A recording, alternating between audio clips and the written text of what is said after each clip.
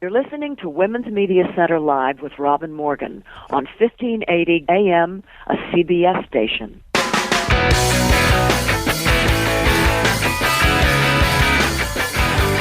Welcome to Women's Media Center Live. I'm Robin Morgan. You're listening to us on CBS radio station 1580 AM in the Washington, D.C. area, or you're streaming us on the web, WMCLive.com, where you can also find links to podcasts of all our previous shows. And let us hear from you. Tweet us at hashtag WMCLive or email us at womensmediacenterlive@gmail.com.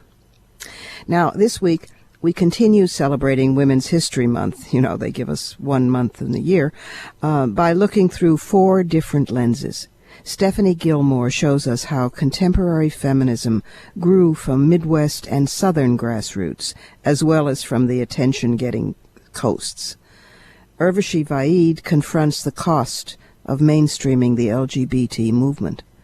Jennifer Freyd helps us understand why women, in particular, can be blind to betrayal, both personal and political. And Helen Zia uncovers a missing-in-history population, Asian American women. 4 rich and varied voices.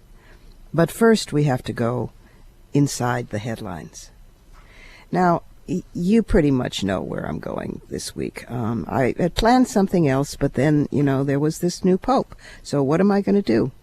Now, while everybody is going around congratulating themselves and each other, this is the first non-European. He's going to be a game changer. He's the first non-European to sit on the throne of Peter since Peter, who was not European but a Mideastern Jew if he existed at all. Never mind. And then they get excited about Francis and humility, and he once washed the feet of AIDS patients, and he took public transport in Argentina and didn't live in the apostolic palace, etc. He is also, may I remind you, a Jesuit, which means that he's very clever. So watch out. I expect a liberal look, the optic being very good on social justice and poverty and so forth, and humility. But on faith and morals, that's always where we get shafted. This pope once called abortion a death sentence, capital punishment for unborn children. He strongly opposed legislation introduced in 2010 by the Argentine government to allow marriage equality, calling same-sex love a real and dire anthropological throwback, meaning obviously that gay and lesbian people were not as highly evolved as straight people. In a letter to the monasteries of Buenos Aires, he wrote, quote, "Let's not be naive. We're not talking about a simple political battle. This legislation is a destructive pretension against the plan of God, a machination of the father of lies, that's Satan, that seeks to confuse and deceive the children of God." By the way, he's also insisted that adoption by homosexuals is a form of discrimination against the children they adopt, who obviously would be so much better off in being not discriminated against by staying in, orphanages. But a couple of people, including wonderful Rachel Maddow, have raised some of these points, but I've seen very little about his connection to the dirty war in Argentina and the junta. In fact, human rights activists tried on a number of occasions, once even suing him, to try to force him to answer uncomfortable questions about church collaboration with the dictatorship. Under his leadership, it is true, Argentina's bishops issued a collective apology, which means they had something to apologize for, in 2012 for the church's failures to protect its flock. But the statement blamed in equal measure both the junta and those who opposed it, the underground. Don't you love that? One case in particular is frighteningly interesting. It involved him. It involved the torture of 2 of his Jesuit priests, Orlando Yorio and Francisco Yalix. They were kidnapped in 1976 from the slums where they worked advocating liberation theology. Yorio himself directly accused the now Pope of, in effect, handing them over to the death squads by declining to tell the regime that he endorsed their work.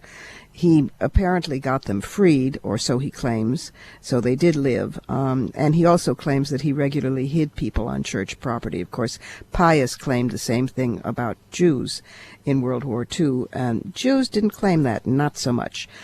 And this Pope also says that he was very good about the disappeared. Actually, the disappeared and those who survived them, the mothers of the disappeared, say otherwise. There was a lot of stolen babies cases when women would be detained and tortured and give birth while in custody. Their babies would be taken from them and given to families that wanted children, families who were friendly to the junta. He was approached about one such case to try and get the child back to its mother. This was after the junta fell, and he came back and said he couldn't do that because the child was with a very well-placed family. So reported the baby's aunt, Estela de la Cuadra, whose mother was one of the founders of the Grandmothers of the Plaza de Mayo. And I trust the mothers of the disappeared more than I trust the now Pope. So, the moral of the story is Vitus vinum os por novus solum, otherwise known as old wine disguised by a new bottle. Now, our first guest is quite special, Stephanie Gilmore. She's assistant professor of women's and gender studies at Dickinson College, and she's written a remarkable book that makes stereotypes about the contemporary women's movement come completely unglued. Welcome to Women's Media Center Live, Stephanie. Thank you, Robin. It's a pleasure to be here. Well, I want to talk about your book, Groundswell, which has the subtitle Grassroots Feminist Activism in Post-War America.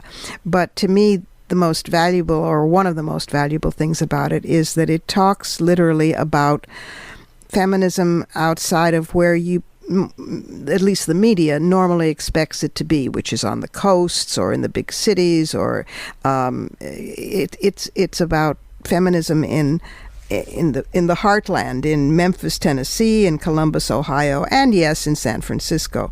How did you come to write this book? It's a very important contribution. Thank you so much. I decided when I set out to write this book that I wanted to do a number of things, actually. The first was that I really did want to move off of the East Coast, really challenging this assumption of a history in general and a history of feminism specifically in that sea to shining sea, that everything that happens on the East Coast is allowed to stand for what happens everywhere, and that simply is not accurate. And we know this from our own experiences, but we seem to forget that when we come to writing histories of our activisms. And so what I really sought to do was to look at feminist activism in different locations, because I really wanted to appreciate and try to tap into how geographical region shapes feminist activism. So interesting. So, for example, in Memphis, Tennessee, all feminism is radical. There is no sense that there is a radical feminism and a reformist feminism or lesbian feminism or anything like that. All feminism is radical.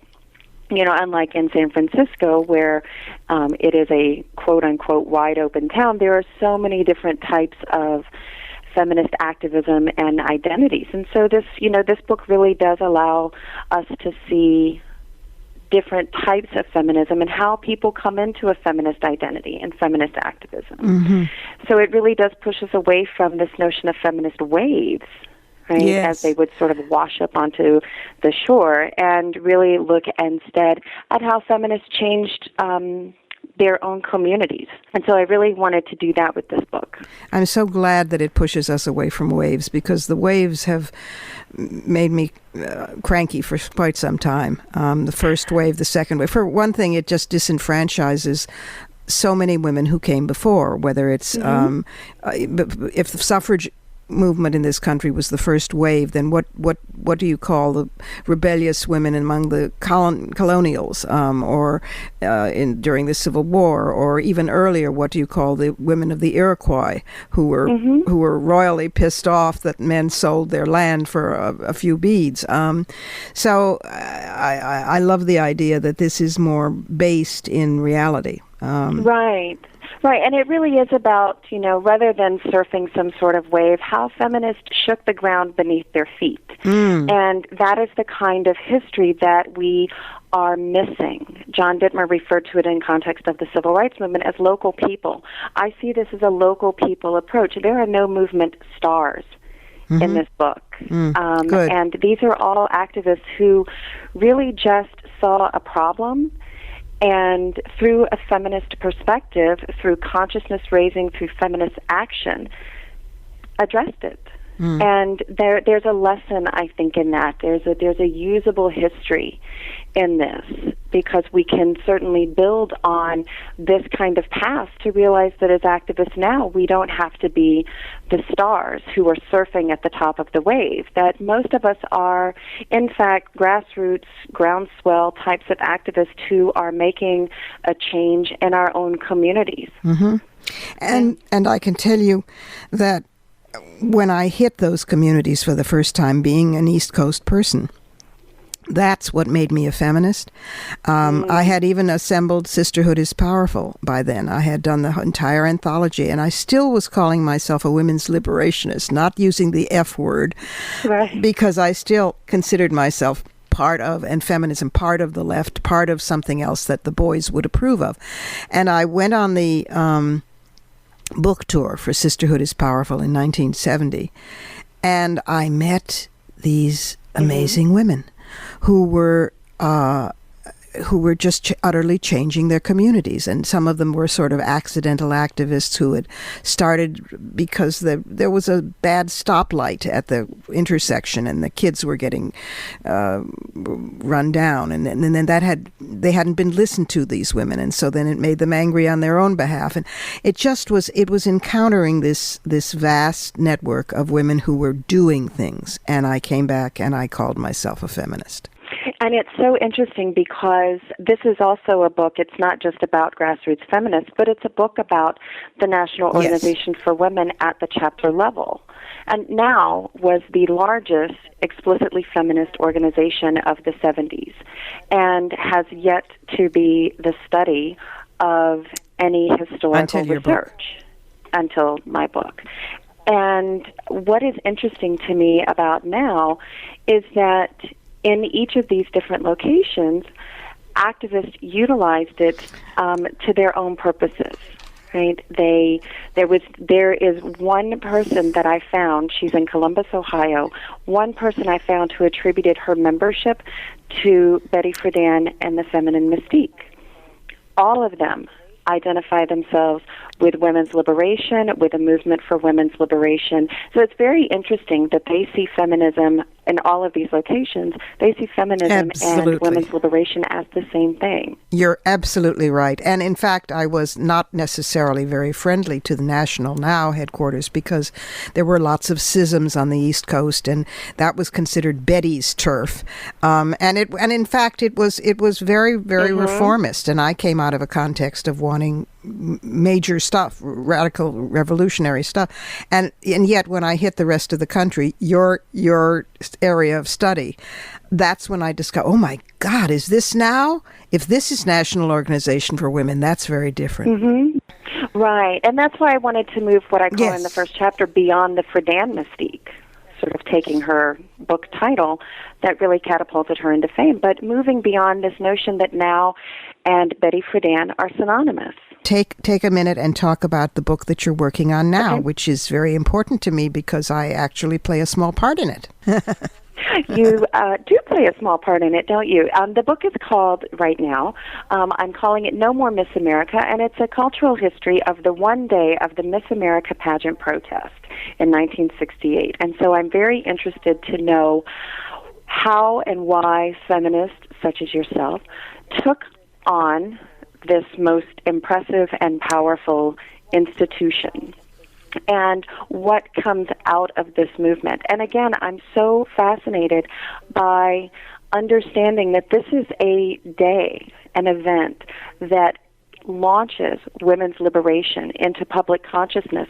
Again, no one has studied this movement, this particular event. And so I think it's incredibly important when we think about origin stories, when we think about where activism emerges. Well, you're a pioneer in your own right, and I'm very grateful and delighted that you're doing this book.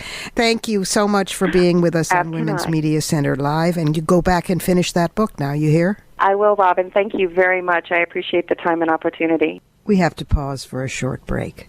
I'm Robin Morgan, and this is Women's Media Center Live. Is there a price to the mainstream acceptance the LGBT movement seems to be enjoying? Urvashi Vaid thinks so, and she's coming right up. After Hurricane Sandy, parts of the East Coast have returned to normal, but others won't see normal again for quite some time. One group getting volunteers and aid supplies to those who need it is called Occupy Sandy, made up of a coalition of Occupy Wall Street activists, community organizers, and technologists.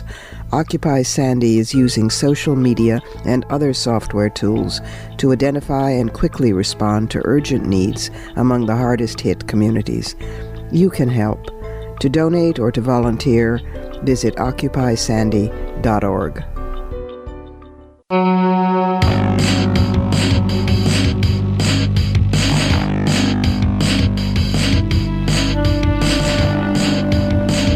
You're listening to Women's Media Center Live with Robin Morgan on 1580 AM, a CBS station.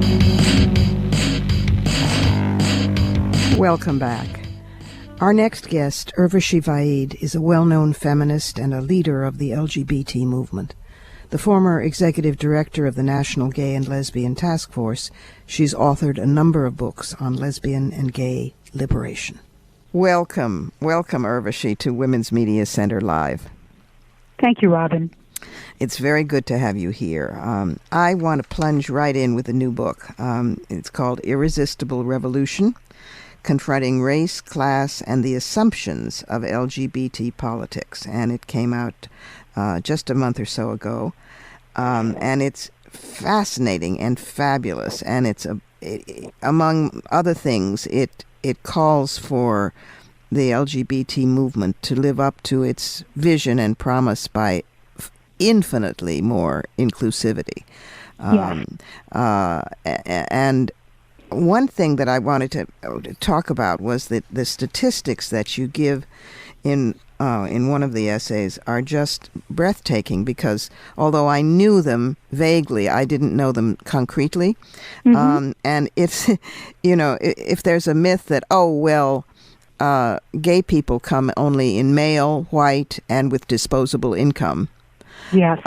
This gives the lie to that. I mean, it's that gay and lesbian couple families are significantly more likely to be poor than heterosexual married couple families. And not just the gay couples, but individual gay people are represented quite significantly in poor, low-income, and middle-class populations. But the myth about the LGBT community or the average gay person is that he is a man, mm-hmm. that he is white, that he is well-to-do, that he is urban. Mm-hmm. And the truth is quite a bit more diverse and complex. And so in the different essays in which I cite different data sets, I try to just point out, imperfect as all these data sets are, what every one of them reveals is there's a tremendous amount of economic diversity and gender diversity and racial diversity in the LGBT population. But yet the movement still operates as if we're all middle class with jobs, living in cities, and white. Yeah. I wanted to ask you something. How do I phrase this? It's a little complicated. Your earlier book, one of your earlier books, was mm-hmm. Virtual Equality, the mainstreaming of gay and lesbian liberation, which was a very important book, I remember, at the time, and had a huge influence on the mainstreaming of gay politics, and your call for that. Is there a contradiction at all lurking between that and the situation that we find ourselves in now, so that you had to write Irresistible Revolution? In other words, in the mainstreaming, has sure. that made it more white and male and mm-hmm. an upper middle class? Without question, it has. And my earlier book, Virtual Equality, was also critical of that mainstreaming. And it pointed out that of course we wanted formal legal equality. But in that book, as well as in this one, I argued that we need to go beyond formal legal equality. In Virtual Equality, I was making the case that we needed to take on the cultural struggles to redefine the meaning of gayness as much as we needed to take on the legal equality movement. What I mean by that is I felt it was very important for us to tackle religious homophobia and other kinds of cultural homophobia. And we did. I mean, the movement has over the last 15 years shown a great deal of progress inside faith-based denominations where people have been contesting, the characterization of homosexuality as sinful and immoral. And that work is happening in nearly every faith tradition by people very different from me, people who are in these communities. And it's been very important work. So yes, there is an interesting contradiction that the mainstreaming of LGBT people is both something we wanted, because we, of course, who wants to be an outsider and marginalized? Right.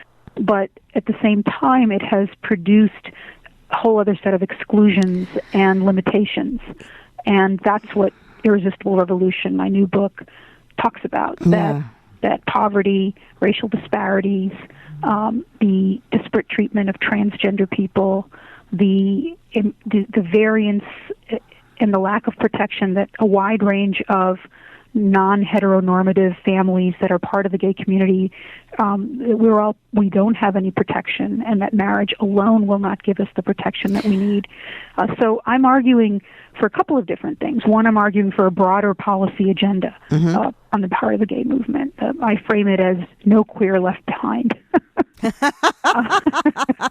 And that, I may add, is not the popular framing of the mainstream movement's policy agenda. I don't think that's how we think. I don't think that's how we think. The second thing I argue is that, women's rights and women's equality are central parts of the freedom struggle for LGBT people, partly because lesbian, bisexual, and transgender women are part of the women's communities, but also because issues of violence and reproductive control and poverty and gender inequality and pay inequity and childcare are all issues that are part and parcel of what touches the lives of LGBT people.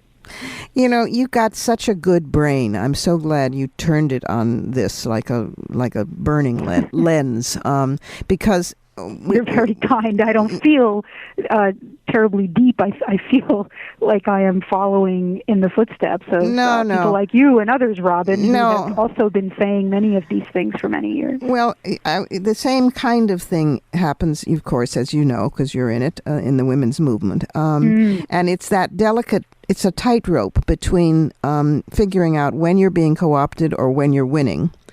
And wanting to be made. For example, I have joked that we used to have a critique of the institution of marriage, and yet now it's a great triumph to have marriage equality, and I'm all for it. But I said the other day, the only people, it occurs to me, who really want to be married, want to be in the military, and want to be in church are gay. Those are three institutions that we all used to be quite critical about. Yes, we're going to redeem them. That's right. And there's got to be a way, and I do support wherever an institution exists, and if people are barred from it, by God, they have a right to be there. So that's that. I didn't become a feminist so women could race in the Indianapolis 500 either. But hey, if women want to do that or become Catholic priests, okay, I'll support them. But it is such an interesting balancing act between the more, dare I say the word, radical vision, but I would tend to actually say the more inclusive, holistic, justice-based vision that that brings everybody in together, between that or being, quote, accepted. And that's what this book is all about. Yeah, I guess, I think if we identify as justice-seeking people and movements, the women's movement, the LGBT movement, racial justice movements, then our goal is really that we're seeking to change and restructure the structures of exclusion in government, in family, in the economic system. Right. The structures that produce structural racism and structural inequality for women. But we're also seeking to maximize self-determination and enable people of various backgrounds to have a really different set of life chances. And changing the life chances of LGBT people is, significant. It's a big, big deal. And if we look at it that way, then I certainly support, I think marriage, family recognition, access to safe schools, access to safe streets are all part of the lives of all of us. And we daily have stuff. Those aspirations. And so yes, we absolutely want and have to change the exclusions from those areas. But I think the other piece of it is that self-determination is still not available to so many of us. That's right. And I think that's, as women, we know that. Well, this is a terrific book, and I'm very glad that you wrote it, and everybody should rush out and buy it. Irresistible Revolution, Confronting Race, Class, and the Assumptions of LGBT Politics by Urvashi Vaid. And thank you for being with us. As always, there's not enough time, and I love to rub the synapses of my brain against the synapses of your brain because it's such a good one. It's a pleasure, Robin. Thank you for having me. And now it's time for the Surrealism Corner.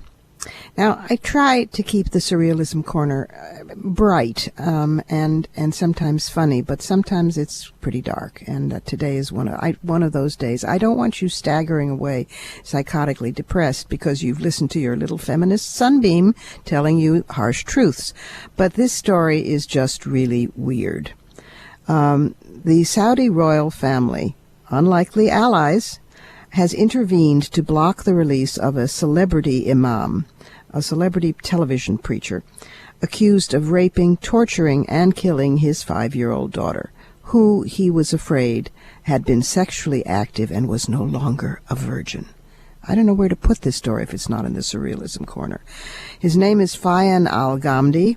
He was set to be released after agreeing to pay blood money, which is legal in Saudi Arabia, to the mother of his daughter, Lama, who suffered horrible tortures, burns, etc. He regularly appears on Saudi television, by the way. He admitted using a cane and cables to inflict the torture. And by the way, the blood money, which was to be £31,000, is considered legal compensation under Islamic law, but the blood money is only half the amount that would have been paid had Lama been a boy. So Saudi activists, wonderful women, part of the Women Drivers group, took to Twitter and announced this, and the whole country rose up in protest that he was being released. To the extent that the royal family, feeling stung by these protests, intervened to keep him in jail. People are calling for the death penalty, which, of course, in Saudi Arabia means death by stoning or beheading. It's such a fun place. But in the meanwhile, the Saudi Justice Ministry issued a statement saying he was still in prison and the case was continuing. The only good news to come out of this horrific situation is that in response to public outrage, Saudi authorities set up a 24-hour hotline to take calls about child abuse. You know, if this was not Saudi Arabia, you wouldn't believe it. Well, it's break time again. This is Women's Media Center Live, and so far I'm clinging to be Robin Morgan. Next up, have you ever been betrayed by a parent, lover, friend, institution, and stayed firmly blind about it till you could no longer deny it? Jennifer Freyd, our next guest, knows why. When it comes to talk radio, men still do most of the talking. It doesn't get too much better if you look at television, newspapers, film, video games, social media, literature, sports, and corporate or technology leadership. The Women's Media Center's Status of Women in the U.S. Media 2013 report details the persistent gender disparity in a range of media institutions that rank among the greatest influencers in American society. To read the full report, go to womensmediacenter.com.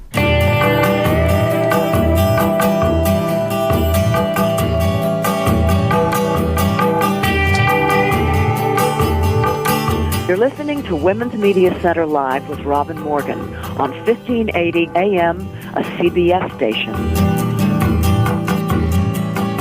Welcome back. While we greet Jennifer Freyd, psychologist and editor of the Journal of Trauma and Dissociation. Her work has been honored by the Association for Women in Psychology, the National Science Foundation, and the American Psychological Association, among many others. And now she's written an important new book. Welcome, Jennifer, to Women's Media Center Live. Thank you, Robin. Well, you have done it again with another remarkable book. Your earlier works on trauma, most notably betrayal trauma, the logic of forgetting childhood abuse, rattled the not only the psychology world but the feminist world. And I'm very grateful that you wrote it. And now you're doing it again with a book that's even more accessible to the public, called Blind to Betrayal: Why We Fool Ourselves That We Aren't Being Fooled. And your co-writer is Pamela J. Burrell, and the book is published by John Wiley & Sons, and it's really amazing. So Blind to Betrayal is not just about betrayal trauma, but why and how we manage to go into denial that it's happening. And that's not only a survival mechanism, although that's partly it, but it's a lot more. Tell us a little bit about what more it is.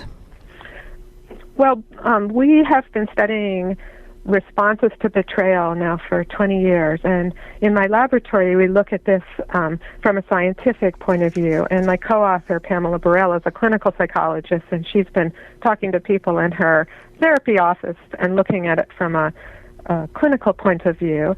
And what we have found is that human beings get betrayed in a lot of different ways that are very traumatic, such as child abuse, ways that are very hurtful but we might not call traumas, such as infidelity in relationships, as well as at levels of institutions and systems and governments, as, for instance, when our government lies to us. And we've found that individuals often, although they get very hurt by this betrayal, keep awareness of it somewhat away, and this is in order to preserve their status and relationships with the betrayers. Mm. And one could ask, on one hand, why do we want to preserve our relationships with people or institutions that are betraying us? But our survival depends on it in some cases. Absolutely. So if you think about the plight of a child being abused by a parent, if the child responded to the betrayal with awareness, the natural response to that would be to confront or withdraw from that abuser. But a child who confronts or withdraws from a caregiver would only be in a worse situation. So it's really actually about staying alive for the child. The child needs to stay attached to the caregiver, and it's difficult to be attached if you're withdrawing and confronting somebody. So by pushing that awareness away, by being blind to the betrayal, the child preserves the necessary relationship. And although it's most extreme in childhood, that dependence relationship, we continue throughout our life to have varying degrees of dependence on other people. We might be financially dependent on our partner. Many of us are dependent on our employers and other institutions around us. What I love also is the way that you connect the dots. The spectrum all the way from the child straight up through entire nations. People wonder, well, how could the Germans have been had the wool so pulled over their eyes by Hitler, even when similar things happen, in the United States, when an entire populace is betrayed by its leadership, by McCarthyism, and the connecting the dots, the syndrome, I suppose, being through composed is absolutely fascinating. You say in the book that being blind to betrayal is a frighteningly common state of being. That's correct. In fact, as far as we can tell from our research, it's really the natural response to betrayal in any kind of dependent situation. We've also discovered, and it's really surprised us, the extent of this, we've also discovered that betrayal, like somebody you're close to and trust, whether it's an institution or a person, is quite toxic. It takes a big toll. It's toxic to mental health as well as physical health. And so the continuation of betrayal is harmful to people. Is some of that toxicity due to the energy you have to expend in denial? That's a really good question, and I think that's part of it. I think that by being blind to the betrayal, one is, first of all, as you say, expending energy to manage that, but also then unable to protect against additional betrayal. Oh. And that's because, you turn off what you might call the cheater detectors, the little red flags that tell you that something's not right. You turn them off for one relationship, but then they're turned off for the next relationship. Oh, wow. And so, I mean, the potential, the good news about all this, from my perspective, is that this is a problem we can fix. We, in our world, we face some very difficult problems. Some of them we don't know how to fix, but this one we can fix, because through awareness, we can begin to stop this cycle and this pattern of continued betrayal and make the world a better place. You talk about that quite a lot in the book. You write about that. And one of the many examples that you give, I think she finally left him, but is the story of the woman who all her friends told her she's had this middle knowledge that her husband was cheating on her. But no, all was well. It was fine. That was not true. And then one day she decides to surprise him at his favorite bar and have a drink with him after work. And she's sitting there, and in he walks, and up rushes to him before he sees her. Up rushes a beautiful woman half his age, and he passionately kisses her. And then he catches his wife's eye, says something to the woman. The woman walks away. He walks up to his wife and says, "I never saw that woman in my life. I don't know who she is." Yeah. And his wife believes him. Yeah. Which is a startling story. There are many startling examples, but she did eventually, I guess through a lot of work and therapy, not believe him. But that technique of the mind is an amazement. It is, and I think it's something we can, at one level, admire, that the mind is this clever that it can take information and well, as that particular woman would put it, it can whoosh the information away. And in her case, she was financially dependent upon this man. She had a young child. There were a lot of good reasons for her to not see what he was doing, even though ultimately she paid quite a price for that, and ultimately she realized she was better off seeing it and getting herself out of that situation.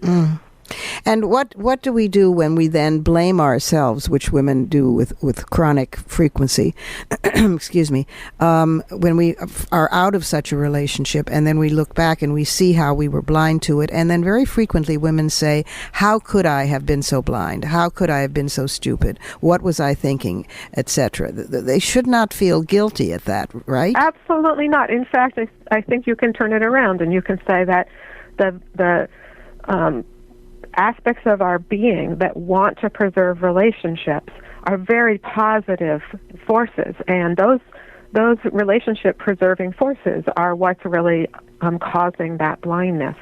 And that's a good thing about us, and often it keeps us alive. So I think one can admire the mind, and also once we break free from that sort of tyranny, we can be proud that we did break free. So I really urge people not to beat themselves up for having been betrayed.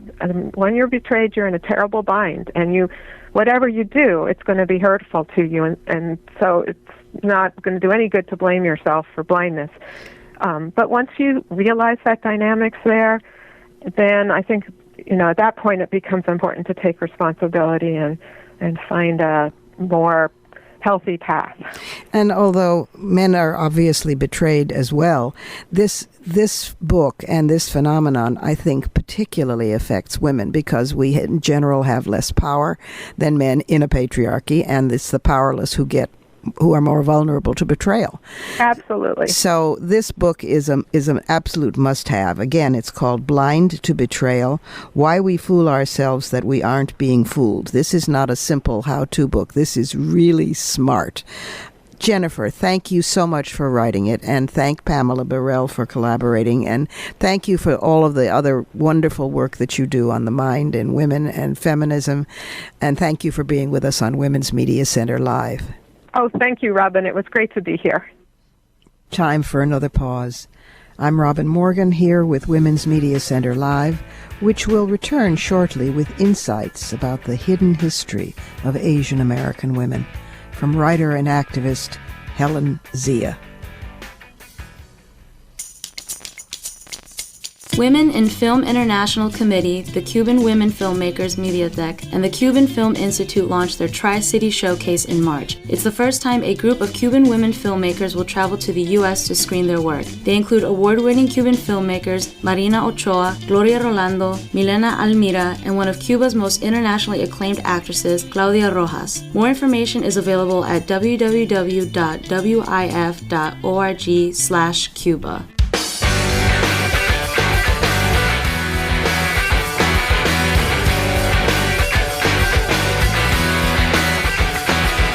You're listening to Women's Media Center Live with Robin Morgan on 1580 AM, a CBS station.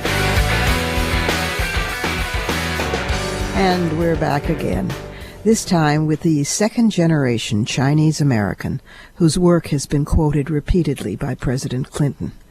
Author, prize-winning journalist, editor, and activist, Helen Zia is also a member and former chair of the Women's Media Center Board of Directors. Oh, dear Helen, welcome to Women's Media Center Live. Well, I'm delighted to be here with you, Robin. Full disclosure to the listenership, Helen and I are old friends and colleagues. When I was editor-in-chief of Ms. Magazine, she was executive editor, and I'm so pleased that you're here during Women's History Month to talk about the ideal, what is it, the ideal minority. So take it away, Helen. So appropriate that for Women's History Month, we also look at just histories that I call MIH, missing in history. Chinese American women's history, Asian American women's history has been really just interlocked with the story of women in the USA. I mean, especially around the whole idea of citizenship. Who could be a citizen, meaning who can vote.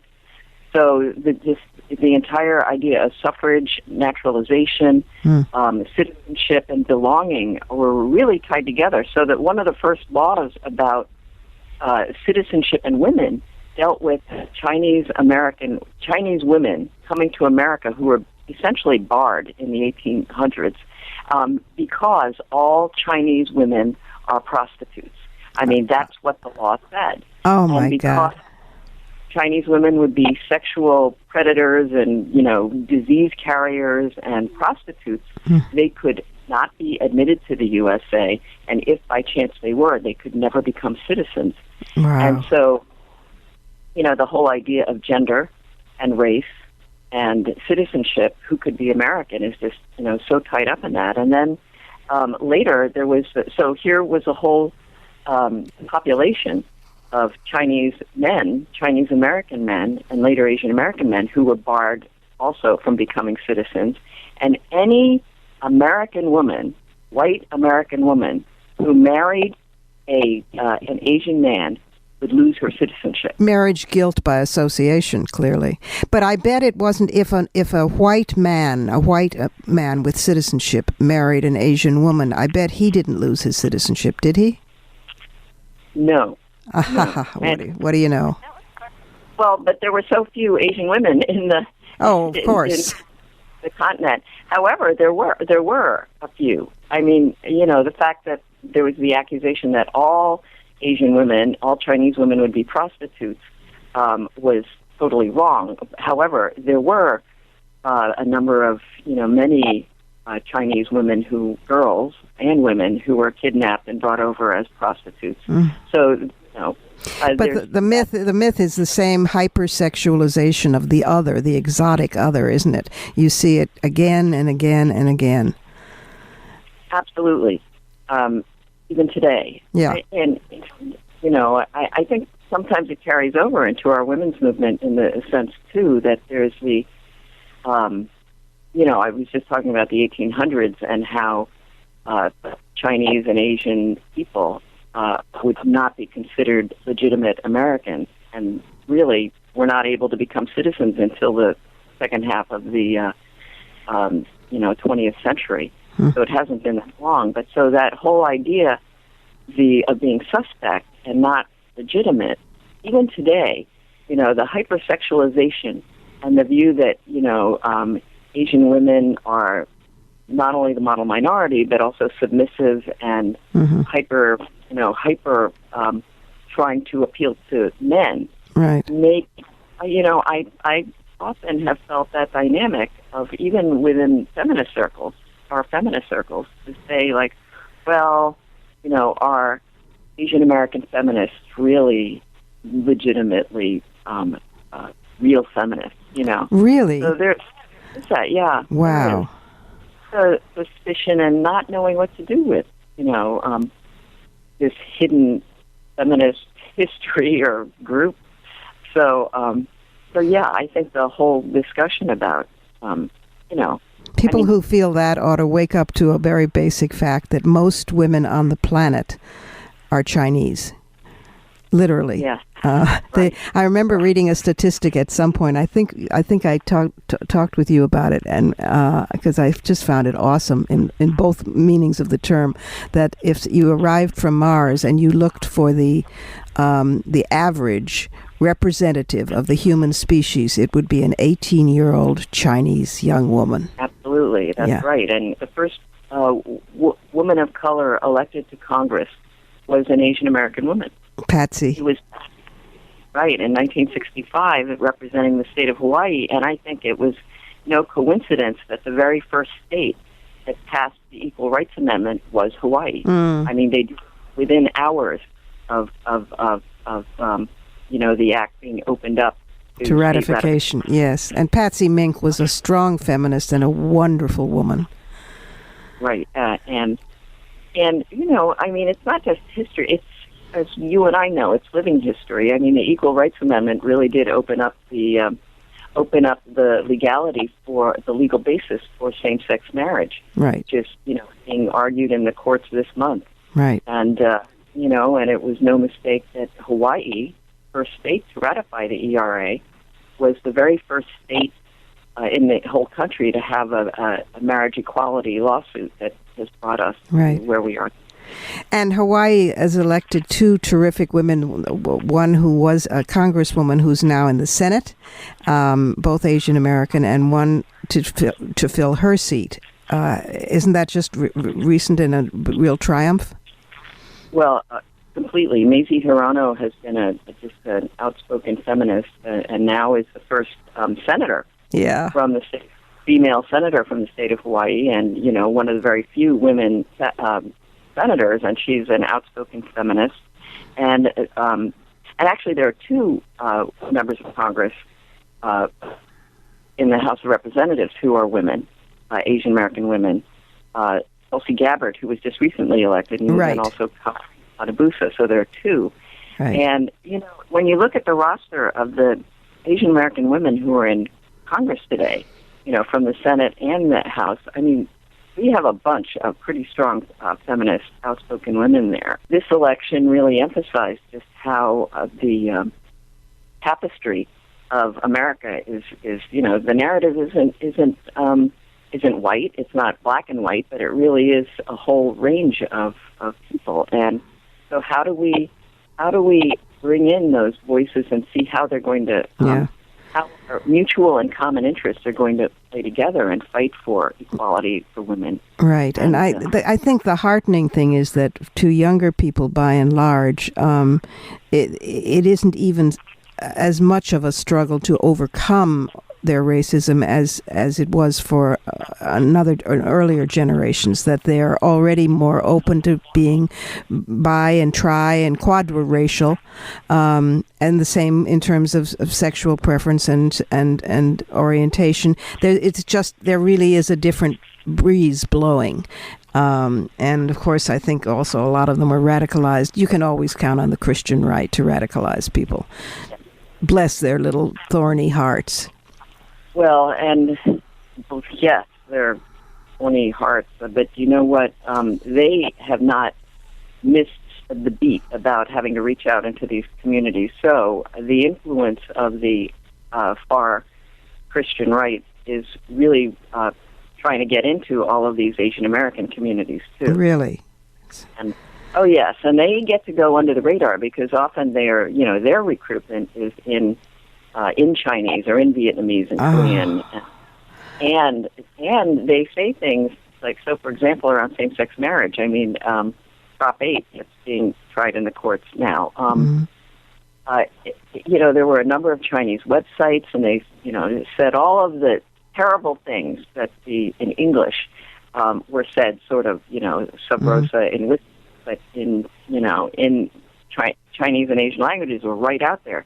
And they would put the spin, not only are those gay or lesbian people and children going to go to hell, but their parents are bad, and they're going to go to hell too. So it had that cultural spin to extend to the entire family. My God, and I'm still paralyzed back at when you said that their organizing was done in Chinese, in Vietnamese. We don't do that, and it's a lesson to learn. Oh, to my grief, we have to go. I send you much love and apologies that we have to go because we could talk for hours and often do off air. But I send you a big hug and I thank you so much for being with us on Women's Media Center Live, Helen. Well, right back at you, Robin. I love Women's Media Center Live. You're fantastic, and thanks so much. And now it's time for Fighting Words. Now, the United Nations Commission on the Status of Women has been meeting, and halfway through their 2-week session, it looks deplorably true that for the second year going, they will not be able to issue a finding on violence against women. You would think, including the Pakistani schoolgirl shooting and the rape and murder of the young Indian woman, you'd think that what's been happening over the past few months would make this a no-brainer. But no, there are particular obstructionists. Some of them are expectable, like the Vatican and Iran. And there's also Russia, however. That particular troika is trying to eliminate language in the draft communique that asserts that the familiar excuses, religion, custom, and tradition, can no longer be used by governments to duck their obligation to eliminate violence.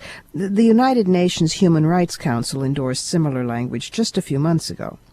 But the conservative hardliners are dug in to fight it all over again. They also are objecting to references to abortion rights and to language suggesting that rape also includes forcible behavior by a woman's partner or husband.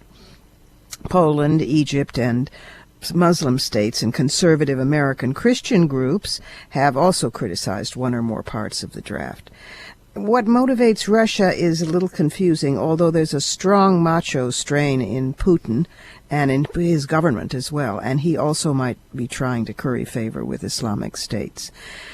In any case, it's a violation of basic human rights.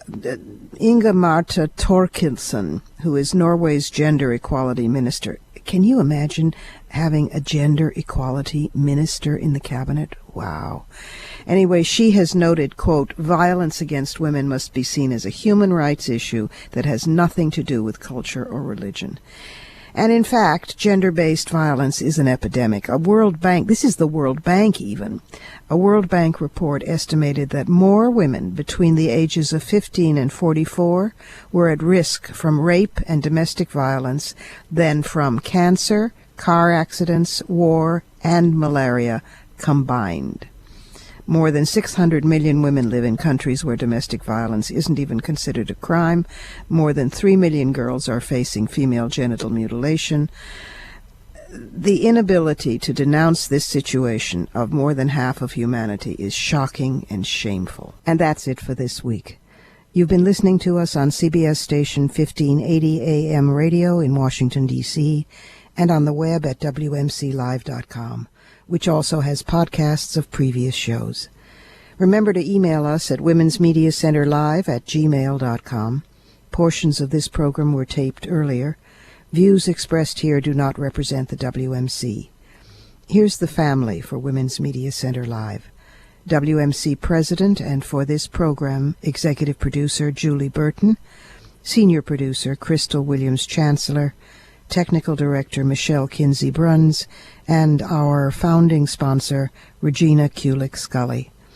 I'm Robin Morgan. Thanks for being with us. Join us next week when we'll sample some exquisite music composed by cloistered women in the early Middle Ages, and we will learn why Rosa Parks was made out to be a docile little lady when she was not. Plus a surprise you won't want to miss, only here on Women's Media Center Live.